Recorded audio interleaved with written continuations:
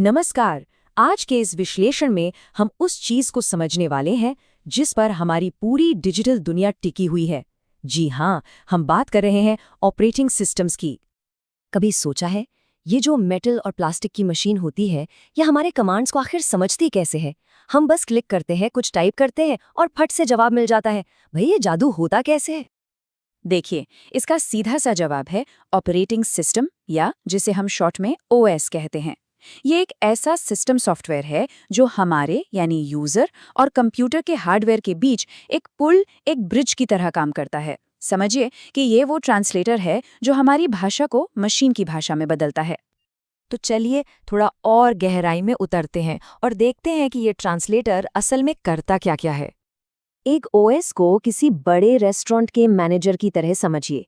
ये मैनेजर ही तो तय करता है कि कौन सा काम यानी कौन सा प्रोसेस पहले होगा, कंप्यूटर की मेमोरी किस काम को कितनी मिलेगी, सारी फाइलें कहाँ रखी जाएंगी और प्रिंटर जैसे डिवाइस कब और कैसे काम करेंगे। ये सब कुछ पर्दे के पीछे होता रहता है ताकि हमें कोई दिक्कत ना हो। यहाँ एक बहुत ज़रूरी फ़र्क समझना होगा। ऑपरेटिंग सिस्टम जैसे कि विंडोज़ एक सिस्टम सॉफ्टवेयर है। ये वो स्टेज है जिस पर सब कुछ होता है, और एप्लीकेशन सॉफ्टवेयर जैसे कि MS वर्ड वो कलाकार हैं जो उस स्टेज पर परफॉर्म करते हैं जिससे हमारा काम आसान होता है। तो अब जब हम ये जान गए हैं कि एक ओएस क्या करता है, तो चलिए इस दुनिया के कुछ सबसे बड़े और जाने पहचाने खिलाड़ियों से मिलते हैं। सबसे पहले विंडोज़, शायद दुनिया का सबसे जाना पहचाना नाम। इसका इंटरफेस बहुत आसान है, इसीलिए तो दुनिया भर के दफ्तरों, स्कूलों और घरों में हर जगह यही छाया हुआ है। फिर आता है मैकओएस, जिसे एप्पल ने बनाया है। इसकी हाई सिक्योरिटी और शानदार डिजाइन की बहुत तारीफ होती है। इसकी सबसे खास बात है कि हार्डवेयर और सॉफ्टवेयर दोनों एप्पल ही बनाता है, जिससे एक बहुत ही स्मूथ एक्सपीरियंस मिलता है। इसीलिए ग्राफिक डिजाइन और वीडियो एडिटिंग जैसे क्रिएटिव कामों के लिए ये पहली पसंद है। और फिर है लाइनेक्स। ये बाकी दोनों से काफ़ी अलग है। ये फ्री है और ओपन सोर्स है। ओपन सोर्स मतलब इसका जो कोड है वो सबके लिए खुला है। कोई भी उसे देख सकता है, बदल सकता है, बेहतर बना सकता है। अपनी इसी ताकत, सिक्योरिटी और स्थिरता की वजह से ये सर्वर और प्रोग्रामिंग की दुनिया का बादशाह है। और हाँ, जो डिवाइस हमारी जेब में हैं, उन्हें कैसे भूल सकते हैं? एंड्रॉयड और iOS, ये हैं मोबाइल की दुनिया के दो सबसे बड़े नाम।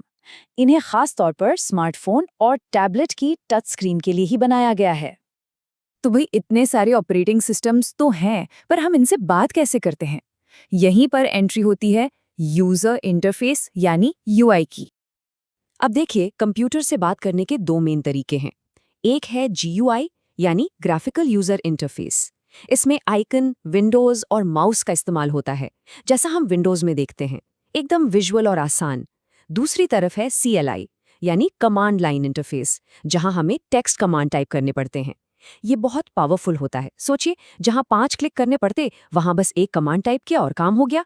बस कमांड्स याद रखने की जरूरत होती है। खैर, हम में से ज्यादातर लोग जीयूआई का ही इस्तेमाल करते हैं। तो चलिए इस विजुअल दुनिया से बात करने का तरीका सीखते हैं, और इसका सबसे बड़ा जरिया है हमारा माउस। तो आइए इसके कुछ बेसिक मूव्स पर महारत हासिल करते हैं। तो शुरुआत करते हैं हमारे डिजिटल हाथ यानी माउस से। इसके 3 मेन मूव्स हैं। किसी भी चीज को चुनने के लिए एक लेफ्ट क्लिक, किसी फाइल या ऐप को खोलने के लिए तेजी से 2 बार क्लिक यानी डबल क्लिक, और किसी चीज को एक जगह से उठाकर दूसरी जगह रखने के लिए ड्रैग एंड ड्रॉप। लेकिन असली पावर छिपी है राइट क्लिक में। जब भी किसी चीज पर राइट क्लिक करते हैं तो एक शॉर्टकट मेन्यू खुलता है।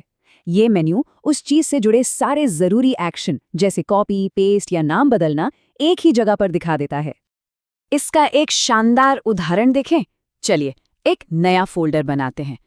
बस डेस्कटॉप पर खाली जगह पर राइट क्लिक करें, न्यू पर माउस ले जाएं और फिर फोल्डर पर क्लिक कर दें। हो गया। अब इसे एक नाम दीजिए और फाइल्स रखने के लिए आपकी नई जगह तैयार है। ठीक है, तो अब इन बेसिक स्किल्स को एक साथ इस्तेमाल करके देखते हैं कि रोजमर्रा के काम आखिर होते कैसे हैं। हमारे डेस्कटॉप पर कुछ आम आइकॉन होते हैं, जैसे दिस पीसी, ये कंप्यूटर की सारी ड्राइव्स का दरवाजा है। रिसाइकिल बिन वो जगह है जहां डिलीट की हुई फाइलें जाती हैं, और फोल्डर आइकॉन तो फाइलों को संभालने के लिए एक डिब्बे जैसा है। अब मान लीजिए कोई ऐप खोलना है। ये तो बहुत ही आसान है। बस डेस्कटॉप पर उसका आइकॉन ढूंढिए, माउस को उस पर ले जाइए और लेफ्ट बटन से जल्दी जल्दी 2 बार क्लिक कर दीजिए। बस ऐप खुल जाएगा। किसी फाइल या फोल्डर का नाम बदलना है, बस उस पर राइट क्लिक कीजिए, मेनू से रीनेम चुनिए, नया नाम टाइप कीजिए और एंटर दबा दीजिए। है ना कितना सिंपल। और एक बात याद रखिए, ओएस सिर्फ उतना ही नहीं है जितना हमें दिखाई देता है। पर्दे के पीछे यूटिलिटीज नाम के छोटे छोटे हेल्पर भी होते हैं, जैसे एंटीवायरस और डिस्क क्लीनअप, जो चुपचाप सिस्टम को सेफ और स्मूथ बनाए रखने का काम करते रहते हैं। और ये सब हमें एक बहुत ही दिलचस्प सवाल पर लाकर खड़ा करता है। जिस तरह से टेक्नोलॉजी आवाज और इशारों यानी जेस्चर्स की तरफ बढ़ रही है, क्या लगता है भविष्य का यूजर इंटरफेस कैसा होगा? ये सोचने वाली बात है ना?